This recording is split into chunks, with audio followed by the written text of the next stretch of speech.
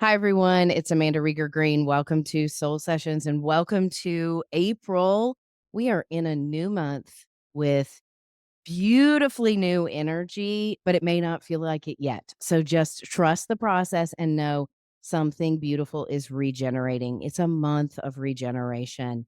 And we've been reorienting. And this, of course, I sound like retrograde station because Mercury and Venus are still retrograde and they're retrograde at the beginning of the month. So the first and the second weeks of April are still like replaying old stories within yourself and around you that may feel stagnated and tremendous inertia. Trust the inertia. If you remember what I said, the theme of March was it was surrender to the mystery. We're still in it. That surrendering to the mystery that feels elusive, out of reach, that energy is very much still in the field. Do not allow it to discourage you or create an abundance of self doubt where you fall deep into fear and cover your head up and shrink down small and give up. Any kind of overwhelming fear, depression, overwhelm that you may be experiencing in any area of your life, it is where your soul is saying, hey, you've got it in you. Go deeper. Can you believe? Can you truly believe that you are capable of magical things, that you are uniquely and divinely made? Trust that. I want to share something with you, and I'm pulling it up on my phone as we speak. So this is kind of funny, and I'm laughing as I say it. For years, I have subscribed to Joel Osteen's Daily Word, the Daily Word with Joel Osteen. It's a newsletter that I get daily, and it has a scripture, a Bible scripture, and then the message after it. And I'll tell you this, let me tell you the genesis of this. Joel Osteen used to drive me nuts. Okay. Shout out to Joel Osteen. I truly respect him. I think he is incredible at what he does. He's a brilliant orator, and he's definitely that pastor, preacher, orator type, but he's wicked intelligent in the way that he talks about God and the supernatural. And I tell you what, he comes in the context of his Christianity and the Bible, but he reads in the supernatural that exists in the Old and the New Testament, and he blows my mind. But years ago, after I had gotten married, moved to Austin, I had Sirius XM in my work car.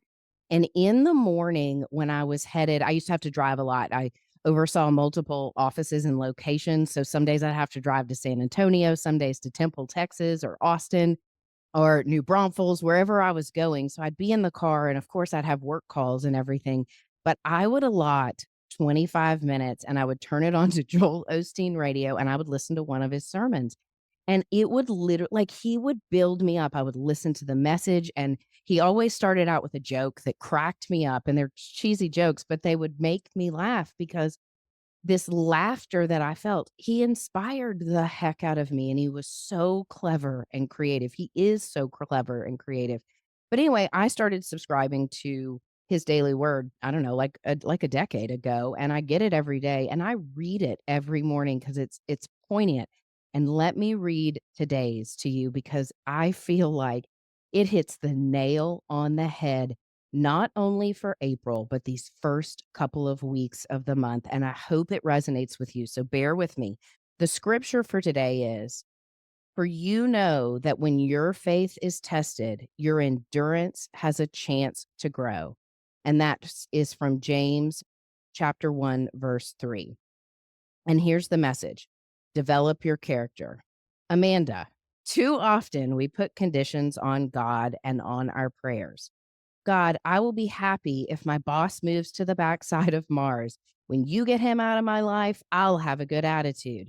Have you ever thought that God is just using that person to grow you up, to develop your character, to teach you to love those who are not so lovable? Instead of saying, God, get me out of this situation, I'm asking you to pray, God, come into this situation. Help me to have a good attitude. Help me to do the right thing when the wrong thing is happening. It's very powerful when you can say, God, if this person or situation never changes, thank you that you've given me the strength to overcome, the power to be happy in the midst of my difficulties. I'm not going to let this person, this sickness, this injustice take my joy. Now you're growing and coming up higher. Sometimes God is waiting for you to pass the test, then he's going to bring you out. And I love that for us. I love that facing the fear, the challenge, the problem, the situation, the toxic relationship, the insecurity, the poor health condition, and saying, God, help me with this. God, what is this teaching me? God, let me invite you in. And I have shared this story before, and I'm going to share it again because it feels poignant and rich and true. And it was a game changer in my life about 10 years ago. And I'll tell you when it was 2013. So more than 10 years ago, man, that's a long time. 2013, after I had gotten sober and I went back to work, it was a series of radical alchemical transformation, surrender, fear, beauty, suffering, pain. And it was this new life being born, and something new was born inside of me. When I went back to work after being in a treatment facility, I was living in a halfway house, in a sober women's house. I had all sorts of consequences, the results of my actions, but I went back to work, and I was so fortunate to have the job that I did, and they accepted me back, and they changed up my reporting structure, and they had me reporting to the woman that had, quote unquote, been my arch nemesis. And she was not my arch nemesis. I'm just defining her that way because those were the eyes in which I saw her when I was in my active alcoholism and addiction and in such pain and suffering. I was angry at the world, and there was suffering and victimhood and rage. And she was one of those people that demonstrated to me that, well, if you would just do this right, like all of that pain in me. Well, when I got back to work, they said, well, we're changing this and you're going to be reporting to her. And I remember when I got back and they shared that with me, I said, okay. I mean, I was in this place of acceptance. I was just so happy to be back at work and start to make a living amends for my behavior, and that I had a place to go and to show up to work and to do my job and to do it to the best of my ability with a changed and joyful and accepting heart. So I said, okay, I got it. I'm going to make lemonade out of lemons. And I did. And I was fearful and insecure, but I showed up and kept showing up and praying and accepting guidance and doing what I was doing in my program. So I had all of these parameters, so to speak. And this is going to relate to the numerology this month, the parameters, because we're in a 4 month and a 9 year. So I'm going to bring all this back to the astrology and the numerology and the energy. But anyway, it came time for my review, my annual review, and she was going to be in charge of that review. And I tell you what, I remember thinking, oh my gosh, this woman's going to run me into the ground. Even in my alcoholism and addiction, I still seem to get good reviews. I was a functioning alcoholic until I wasn't, right? And performed well at work, did well at my job, even though I was broken and suffering. And I know you all can relate to that out there when we show up and show out in the world, but on the inside, within ourselves, we are broken and hurting and suffering, but we put a smile on our face and we tap dance for the world. That was a huge part of my identity and story. I had lived in extremes. I had lived a double life. On the outside, I was performing and showing up and doing the best from my heart and my talents.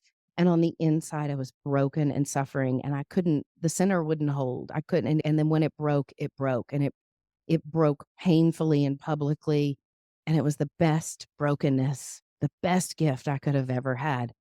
But anyway, the review's coming up. And I remember I called the woman that was really supporting me through my journey.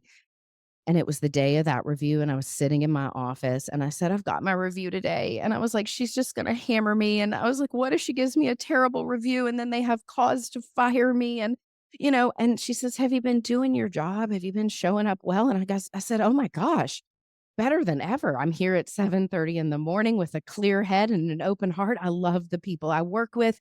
We've made a lot of changes. It's all going well. I'm doing a good job. I'm happy. People are happy around me. I'm getting along with her to the best of my ability, even though sometimes we clash in personality and she does not like me. She's going to rip me a new one. I mean, I was so scared. And this woman said to me, "Amanda, can you do me a favor?" And I said, "Yes, anything for you." Because anything this woman suggested to me, I really took it to heart. And I took it to heart because I was a little bit afraid of her because I really trusted and believed in her, and also was learning to trust and believe in myself. And she says, "Well, do you have a higher power?" And I said, "Of course." She said, "Has evidence shown you in the last 6 or 8 months that when you put your faith and trust in God and when you ask for God's help, your higher power's help, that God shows up?" And I said, "Yes." And she said, "Tell me some things." And so we went through some circumstances. I gave her some evidence, and she says, "What makes you think this is any different? Going into this is just a test, but are you going to invite God in to this situation, or are you going to do it through your own self-will and your own determination and your own fear?" And I said, "I'm going to invite God in." She said, "Then do just that." And she said very simply to me, "When you go, or where are you doing your review?" And I said, "In her office." She says, "Does she have 2 chairs in front of her desk?" I said, "She sure does." She says, "When you plop yourself down in that chair, in that other chair next to you, you invite God. You invite your higher power. Can you do that to sit down with you and be in that review, be in that meeting?" I said, "I can do that." And just in that suggestion of, "Hey, you're going into this and you are equipped with divine forces. Do you accept that when you go in there and you go in with your higher power and that faith, that whatever happens, you are going to be okay? It is God's will, not your will. You're just showing up and you are being true to yourself. And whatever unfolds as a result of that, you've got the forces of the divine." I said, "I can do that. I feel it. I believe it." And you all know how this story ends. It ends with miracles. And more than anything, it ended with grace, like grace, pure grace, right? I walk into the review. I sat down, and as we started to go through things and talk, this woman gave me grace. She talked about my recovery journey and how amazed she was by me and how strong I had been, and how astounded she was at how bold and honest that I went and got help, that I went to treatment, and that I had come back and I was getting my life in order. She talked about how much she respected me. She she praised me for the things that I had done well in our department. She gave me constructive feedback in a couple of areas where maybe I could do things a little differently or work better. But overall, the review was great. Like, it was good, but it wasn't about the review. It was that this woman was kind to me and she was honest with me, and it was a game changer because I not only walked out of there feeling more secure and comfortable in my own skin and surrounded by the divine, it felt miraculous. And that grace flooded through me, that gift that I didn't deserve. Grace is a gift we don't deserve that is freely given. And after that, my heart changed around her. It wasn't about the review, it was about my fear of her, my old prejudices against her, my own delusions, my own anger, my own pain that I had projected onto her. And it forever changed my heart, and I respect her to this day. I appreciate her to this day. We didn't become best buds, but we became closer as a result. And I have many stories like that. But this is a month, April of 2025, is a month to invite God in, not shut God out. Invite your soul, your higher self in, your guides, your angels, and invite your higher power in every day. This is the kind of month where I would encourage you to, in the morning, right when you wake up, do your prayer and meditation and invite God in. And the simplest way for that is, "Thy will, not mine, be done today." Hey, higher power. Hey, soul, come into my life today. You guide and direct the show. and I will have the power to carry out that will. I will have the power to carry out those divine actions and know that I am safe, secure, and divinely directed. This is a day at a time kind of month. So let's hop into the numerology. We are in a 9 universal year in a 4 a month. And if you all know me, you know I love the 9-4 combination. And what I love about it is it's ordered, organized, and directed. It's kind of like a get her done month. The 4 is about quality oriented action. It's about setting clear goals and taking steps each and every day towards those goals. Not about overachieving and overwhelm. It's more about setting clear, realistic goals that are attainable and doing practical things within your daily framework to add value to or to pursue those goals and to feel the sense of satisfaction that comes through simple action. Step by step, that's the energy of the 4. And with the 9, it takes it up an octave because the 9 says, is this goal, is this aim in your highest integrity? And I'm not suggesting you set unattainable, unreachable, wild, idealistic goals because the energy, the astrology and the energy will trick you into that because Mercury and Venus at the start of the month are still retrograde and both of them are in Pisces. So we've got this Piscean energy that has that creative, dreamy, divine, a little bit elusive, confusing, disorienting energy that can fake us out a little bit and be impractical. We want to use that energy, but we don't want to delude ourselves. So, clear goals this month. This is a wonderful month to set the kind of intention or goal around, okay, over the course of the next 30 days, I'd like to accomplish this and this. Maybe two things that are attainable, not unattainable goals. So, whether it's around cleaning out your garage or it is starting a new health routine and not an unattainable one and an overly idealistic one or unrealistic one, but setting a couple of attainable goals, like finishing up a project maybe that you have been really exhausted with. For goodness sakes, it's tax month. Hello, like get your tax. I'm going to get my taxes done by the 15th or whatever tax day is. I don't know. I just am wrapping up my taxes as we speak. And that is like sing a joyful noise, but it may be taxes. And the 4 is a number of finances. It's a number of balancing your budget. So maybe a goal is I'm going to really balance my checkbook and maybe I'm going to clean up some of those, extemporaneous subscriptions that I have. We all know that we have all those subscriptions to things these days that just really like I'm not using. I'm not watching anything on XYZ network. I'm going to cancel that for the next 3 months or indefinitely until there's a show I want to watch. Maybe it's little things like that. Just I'm going to go through my subscriptions and I'm going to eliminate a couple that are not adding value or not necessary in my day to day, things that feel superfluous. So set a couple of goals for yourself that are practical and attainable that you can sit down and do or work towards over the course of this month. And the energy of the 9 is about eliminating waste and it's surrendering to the process. And together, this combo is pretty magnificent and it's very productive. I find it productive in day to day tasks.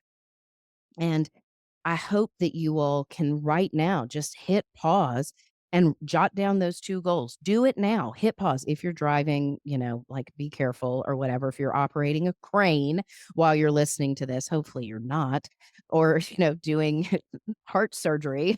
You're not. I'm teasing about that. But stop, pause, and say, what are my 2 goals this month? And they should be quick and easy things that come to you. I want to accomplish this. I've been putting this off. And like I said, it could also be finishing up a project, closing something out. And then in each day, how can you work towards attaining those? And I will tell you something funny. I bet you anything, one of those goals you knock out in the next week or so. Like, you know what? It's like you set those goals and boom, you did it. And let that be enough. Don't set 5 more goals. That is the energy of the 4 in its shadow. It's like, well, I accomplished these goals. Let me set 10 more. So So be mindful of the satisfaction and fulfillment that comes with successful and quality oriented completion of something. That is the energy. And also, remember what I said at the beginning, invite God into the successful completion of those goals and give those results to the divine, to God. Surrender the results to your higher power. Regeneration and surrendering the results to your higher power are the biggest themes of April. As you all know, astrologically, Neptune has moved into Aries. And I tell you what, it moved into Aries on Sunday, March 30th, and I felt it. And I tell you what, maybe it's a little psychosomatic. It's very psycho spiritual for me, but I could feel the nuance of the energy shift as the day carried on. I felt a passion and a fire and a spark come through. And then I felt a total confusion as how to and when to execute it. So it started to feel anxiety ridden and overwhelmed, while at the same time, there was something new being born. And that's what the kind of slow burn of that Aries energy may feel like. The sun is in Aries right now. We've got Neptune joining it, but both Mercury and Venus are back in Pisces. So we are still feeling a stagnation, an inertia where we don't have the data, we don't have the clarity, we don't have the facts. Ride that wave out. Continue to jot down your insights, your ideas. I have a whole list on my notepad of ideas that have come throughout these retrogrades. And instead of executing them, I have been contemplating them. I have been praying about them. Hey, God, I'm inviting you into these seeds of germination, these ideas. Show me clearly and definitively if this is the path forward and whom I need to ask for help in order to accomplish this or carry this out when it needs to be done. I've been asking for the good orderly direction, that acronym for God, around these ideas and insights coming through that I'm a little uncertain of, and maybe sometimes a lot uncertain of the forward momentum and if I take action around them. That energy will come. One more thing I would like to share about the numerology. We are in a 4 month in April, but it's the energy of the 13. If you add the 9 universal year to 4, the 4th month of the year, April, 9 plus 4 is 13. 13 gets a bad rap. 13 is actually kind of an amazing number. And I'm going to break it down for a hot minute here. The energy of the 13 is about regeneration, death, and rebirth. And if you look at the major arcana in the tarot, do you know what the 13th card is? It's the death card. And it gets a bad rap because we think about literal death, physical death. The death card literally signifies change, moving from one form of being to another. That's the message on the death card in the tarot, that you are moving from one state of being to another. What does that sound like? We are moving from one level of consciousness into another. We are moving out of this 3D energy and reality into a 5D existence.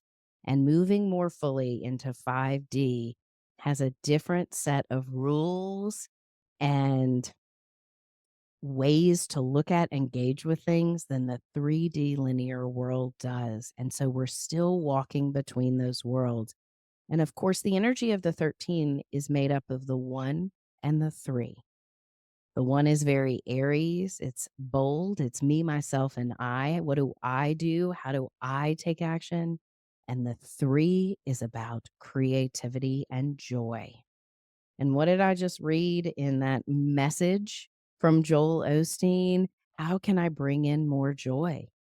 How can I invite my higher power in? So that 1 and that 3, the 13 says we are changing. We are metamorphosizing and moving from one state of being, one stage of life into another. So, of course, it's going to feel like change. It's going to feel uncomfortable. It may feel unsettling. Let it be. Surrender to that mystery, but remember to be grounded in the 4. 1 plus 3 equals 4.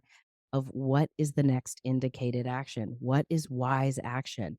What can I do next that feels aligned, that feels enough, okay, and trusting the process. Grounding is very important this month because we have such high frequencies coming in. And I'll share this with you. So I'm recording this on May 31st. It'll come out on April 2nd, March 31st. I just said May. Lord have mercy. I jumped into the future. Okay. We're not even gonna I won't even have them cut that out because it's like, I'm just laughing because Mercury is retrograde. Of course, I said May 31st. I'm recording this on March 31st, and yesterday was when Neptune shifted into Aries, and I was with a group of people last night, and I tell you what, the spirits were loud. Like, I was in a room full of people, and I've been doing what I do for a long time, so I am very aware of my aura, my energy field, and energetic boundaries, especially when I'm out in the world.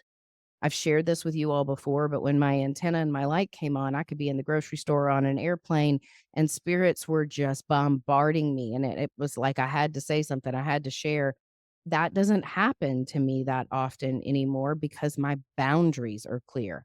I am available for that when I am channeling, when I'm doing what I do and working with clients. But when I am out in the world, I want to be clear and present and grounded in my energy and not absorbing everything from everyone else or hearing all of this chatter. Well, last night the spirits were loud and I was like, what in the world? I was sitting in a room full of people, and I mean, there were spirits everywhere, people talking. I could hear the voices inside people's heads.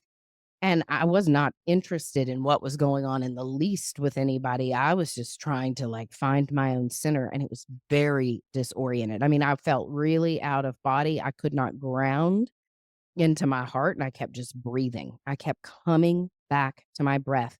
And as I was sitting in there, I was doing that rhythm of a 4-second inhale, hold, 4-second exhale, 6-second inhale, 6-second exhale, 8-second inhale, 8-second exhale. And I did that for a few cycles and I came back into my center and I could still hear the voices, but I felt more centered and grounded. So, what I'm sharing with you, and the reason that I think it's pertinent and relevant for me to state this, the noise is loud. Whether you are sensitive to the voices in and around you and attuned to that, it's wherever you are on the spectrum of your intuition and your psychic extrasensory abilities, the voices are loud. The volume has turned up a notch or two, so grounding and being in your own center is imperative in order for you to be able to take clear action, or else you may feel rushes of anxiety, bouts of massive depression, like really like bottoming out in self-doubt. Look for those extremes. Like if you are driving and then all of a sudden a panic attack hits you or anxiety floods through your body, that's when you invite God in, right? Just like Joel was suggesting, that's when you say, whoa, the volume's turned up and I feel it. Okay, let me breathe. I'm driving. I'm okay right now. My seatbelt is on. I know where I'm going. I know the directions. I know how to stop when the light is red, you know? Breathe and get clear and present and invite your spirit in, invite your center. Like breathe from your heart. When I breathe, a lot of times, I am very focused on my chest, my heart, my lungs, and my heart. I'm also focused on my posture, meaning rolling my shoulders back, chin is up. So there is space for my lungs to fill with air, and that centers me quicker. It also signifies I am bringing conscious awareness into the electromagnetic frequencies of my heart. Do that. The more cognizant you are of that fifth dimensional space, because you're going to feel electricity coming through it. You're going to feel the energies of other people. And what can happen, especially Venus and Mercury both retrograde, is we can get diluted by other people's stuff. And we're getting all these mixed frequencies and signals coming in. It's like having 15 channels on the radio playing simultaneously. Who can decipher that? Not me.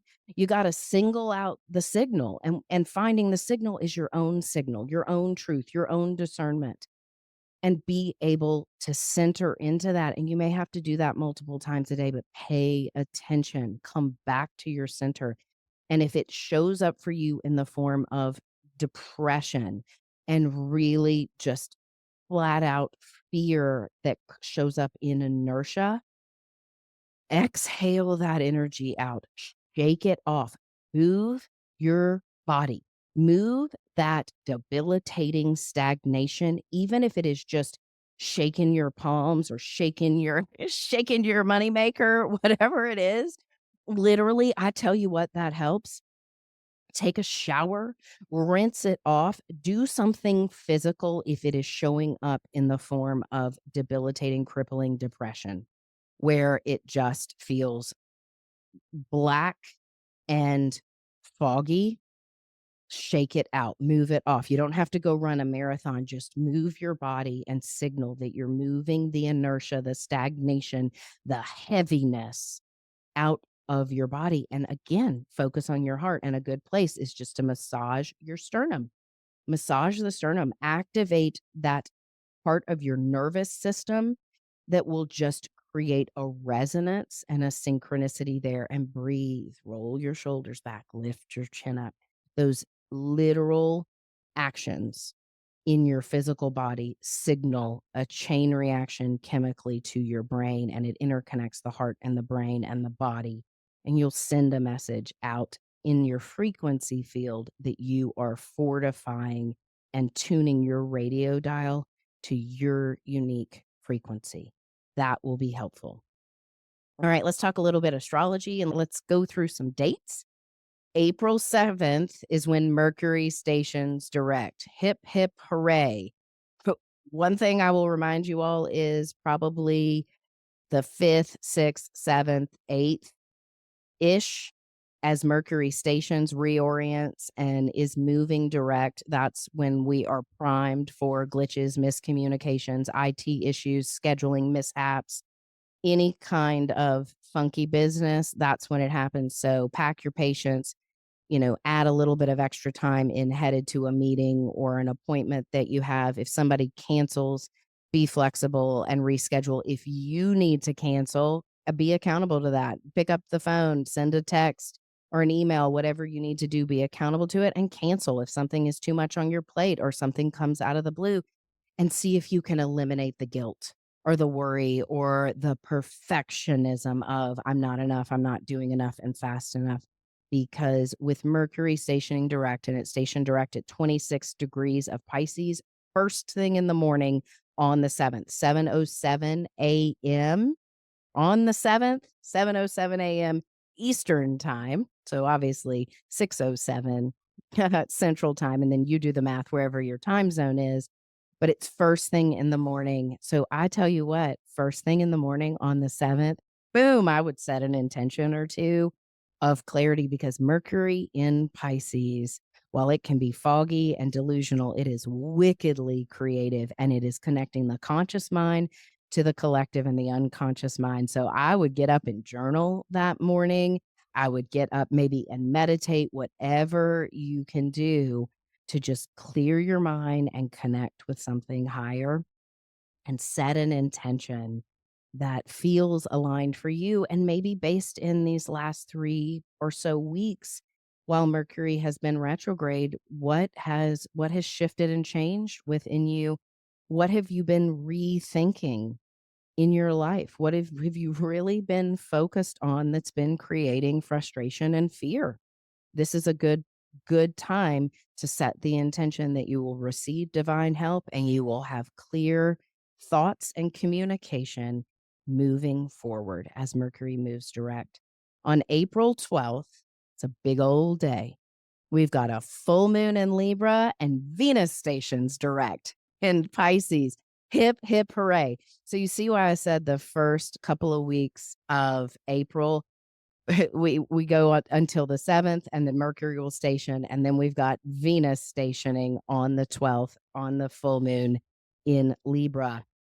So we've still got this revision period happening where things are foggy and we don't quite have all the facts. Mercury retrograde. And with Venus, it's about reevaluation, our values. What have we been reevaluating in our lives and within ourselves?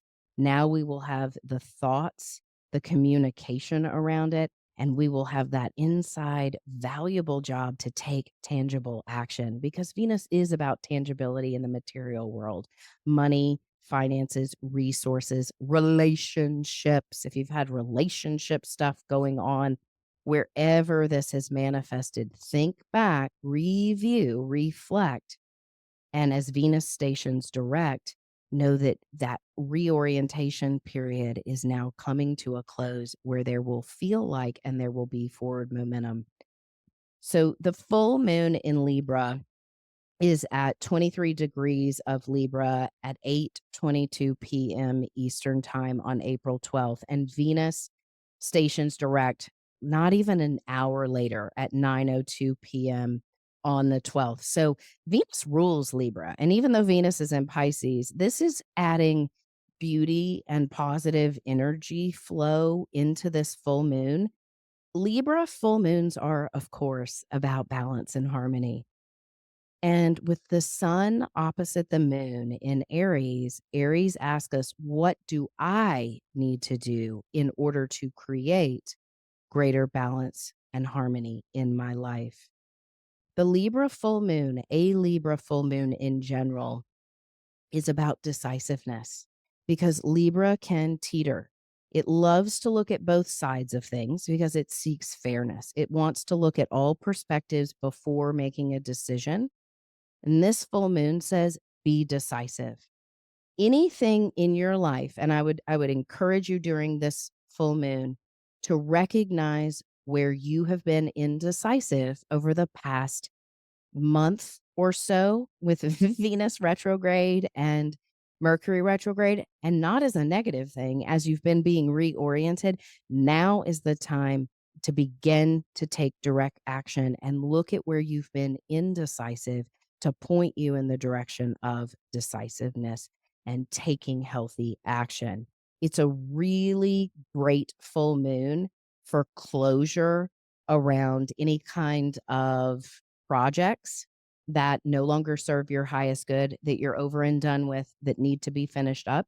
Unhealthy relationships, it's a really good moon for closure around things or making a decision or becoming willing. So if you're not at the point of closure on something or something unhealthy, a relationship, it can be a business partnership, something that you're under contractual agreement with. It can be a romantic relationship, something going on with one of your children. It isn't about shutting out or cutting out. It's about making a decision to change and making a decision to change within your behaviors, attitudes, and actions.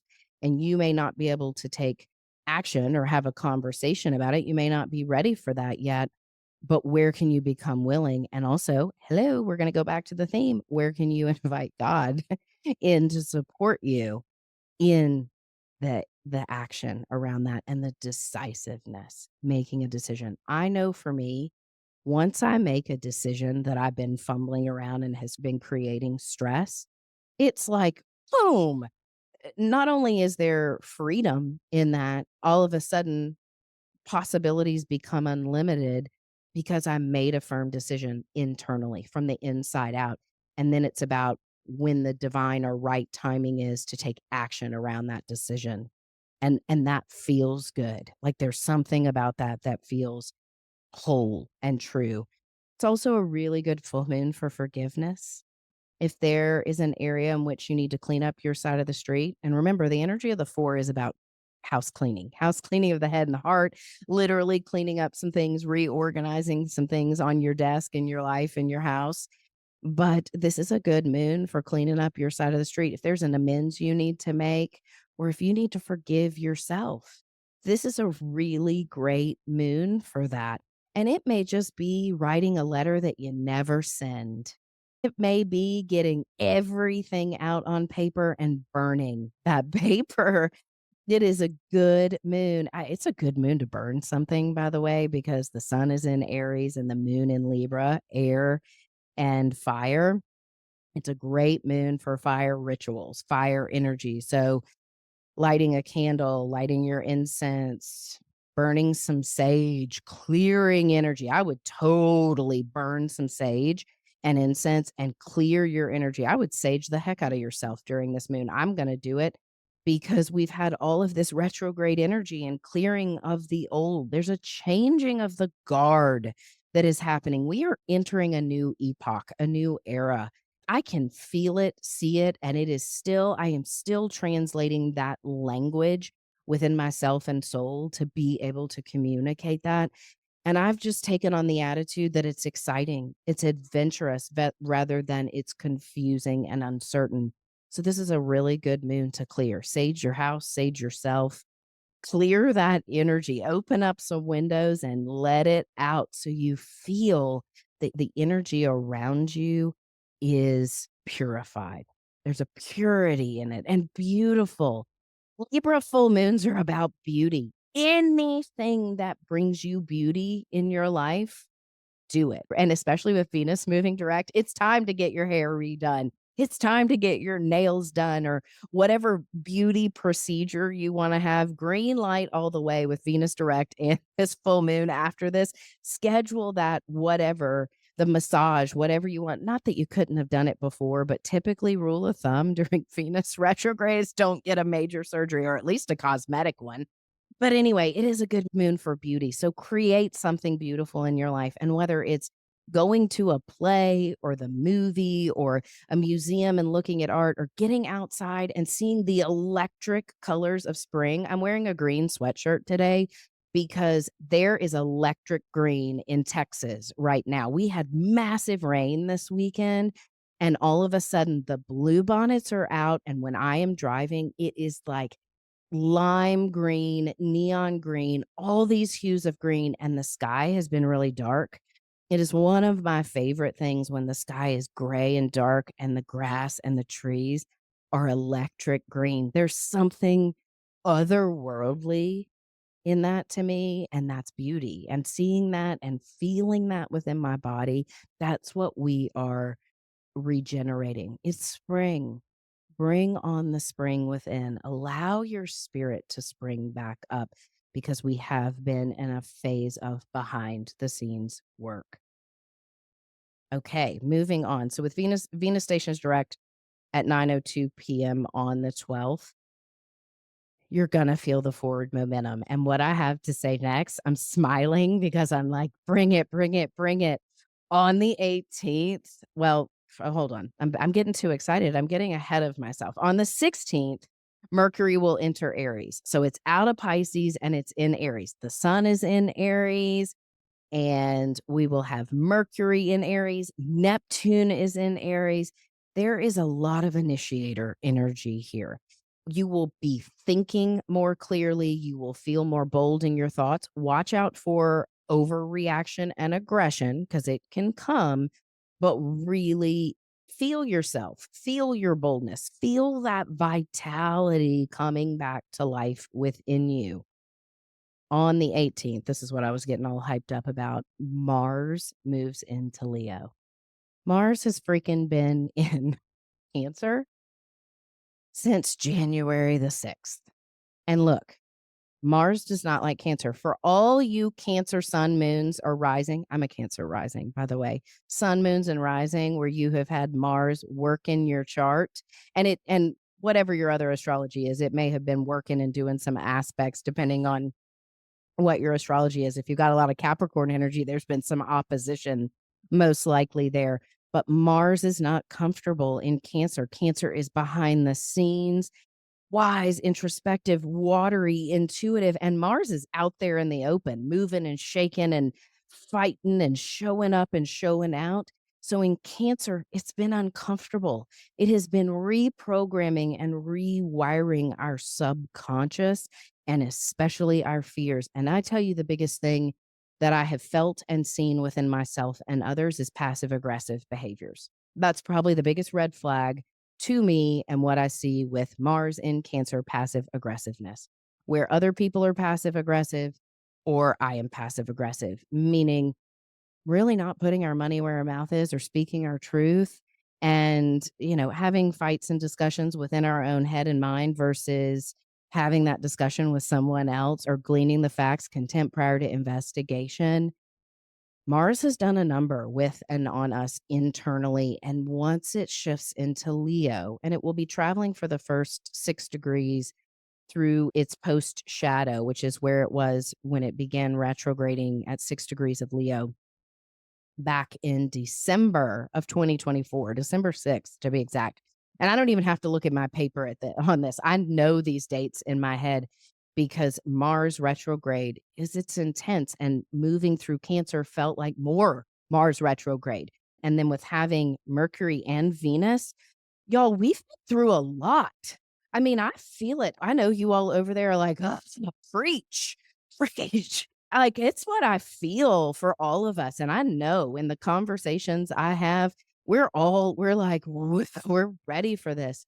Once Mars moves into Leo, it's like, we're gonna be feeling ourselves again. Leo is about creative expression and the joyful expression of each day being seen, demonstrating our light, our hearts, our generosity, and being comfortable out in the world, reflected like the world within being reflected externally.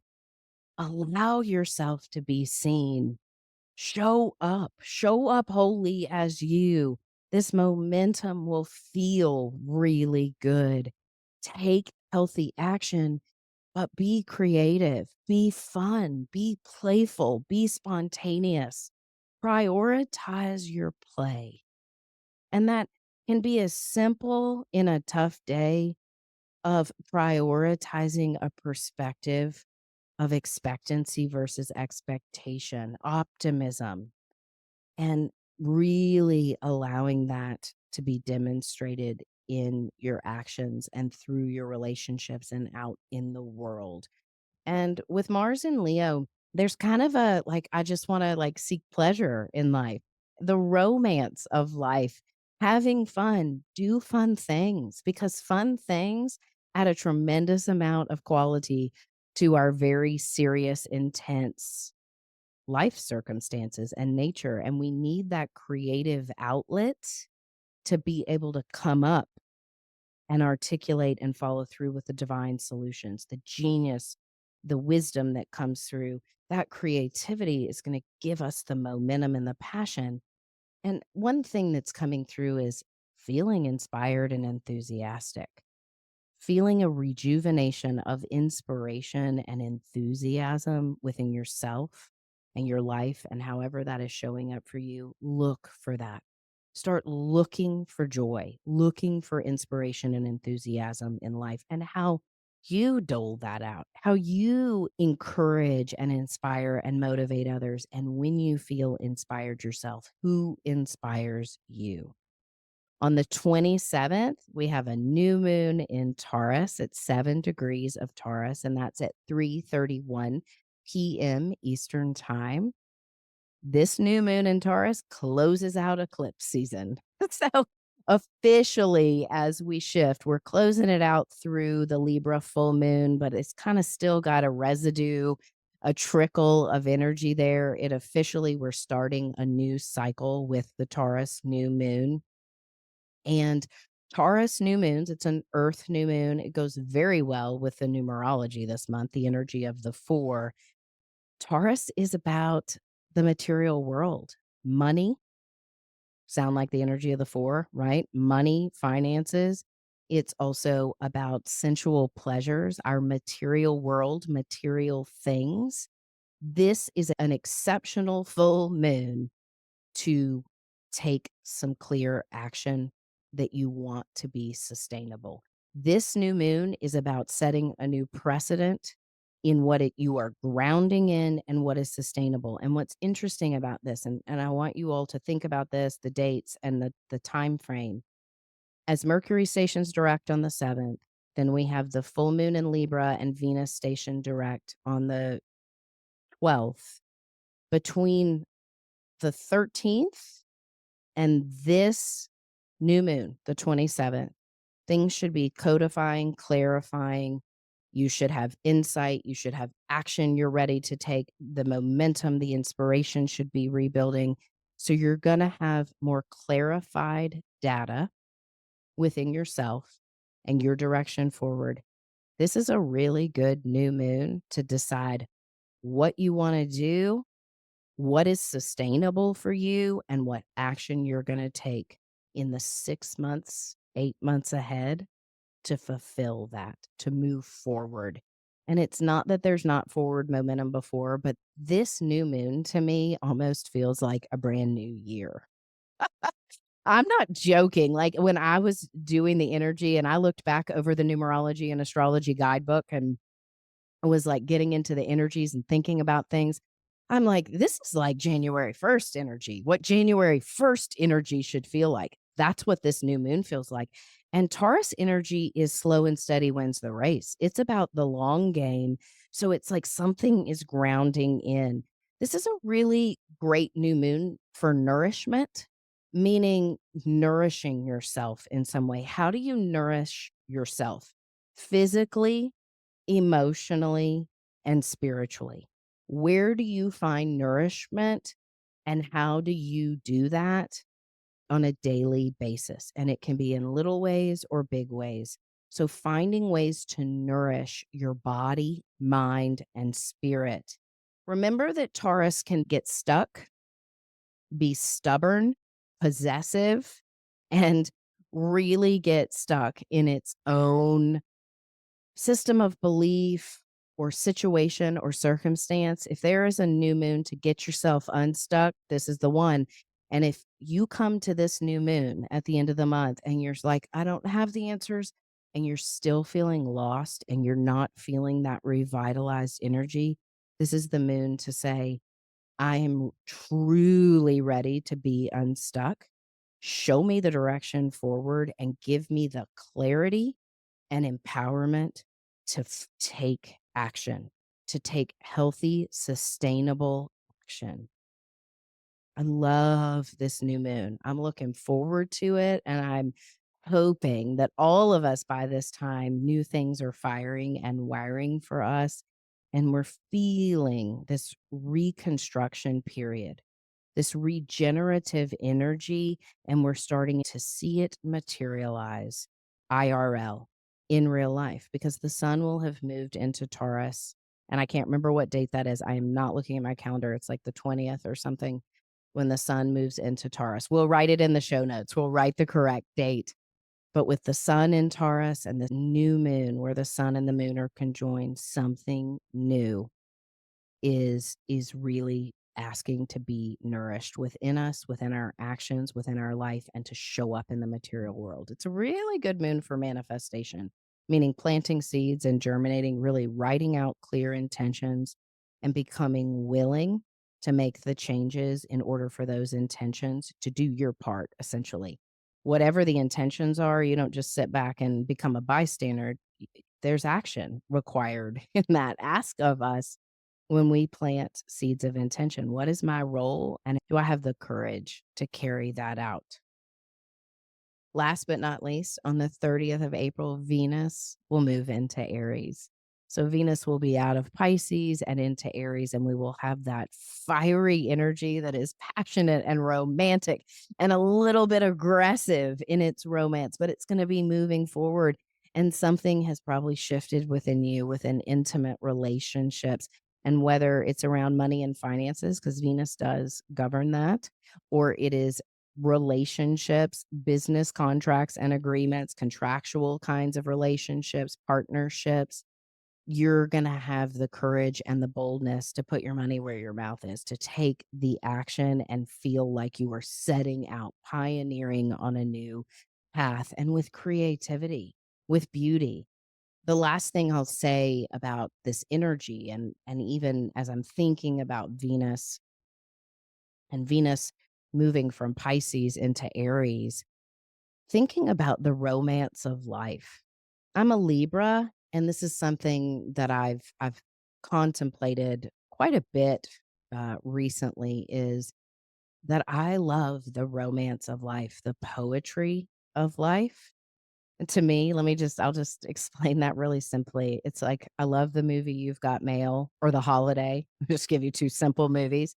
And you know what I love about those movies? Not only the quick, witty writing, the rom-com, well, Nora Ephron in his You've Got Mail, that kind of energy. I love the music scores with those, like the music, the visual artistry, like the visual artistry of You've Got Mail in the beginning, a freshly sharpened bouquet of pencils, New York in the fall. Y'all know, like when I say it, you can visualize You've Got Mail, New York in the fall, twinkle lights, those things. And then I think about The Holiday and the visual imagery in The Holiday and the scores and that beautiful house that Cameron Diaz lives in and that idyllic home in the Cotswolds that Kate Winslet's in. And I mean, it's like all of that energy, that visual, the romance of life. And I'm not talking about detaching from the reality of life. I'm saying, where do you see the romance in your life? It's like the electric colors of spring in real life. You're living in that movie in real life. Do you see your life with a score? You know, a score of music. What is the score of music that you are playing in your life? What is the theme music that you want to be playing out on this stage of life and in your own movie that you are starring in? What's the score? What is the musical score? What does it sound like in your head? Turn it on the radio, put it on your Spotify playlist, and feel yourself. We are coming back to life and not coming back to coming into life, saying yes to life and life saying yes to us. I'm excited. I can't wait to hear from all of you and your experiences. Let's enjoy this month. Enjoy the transition and the change, and remember that we are moving from one state of being, one state of consciousness into another. And we are here for this. We're in it right now in these remarkable times. Play your score and, gosh, just enjoy yourself and be happy that you're alive and that you have gifts to share out in this world, that we need you. We need your energy. We need your light. We are all here for some mystical divine purpose, and it's happening now. Be well, everybody.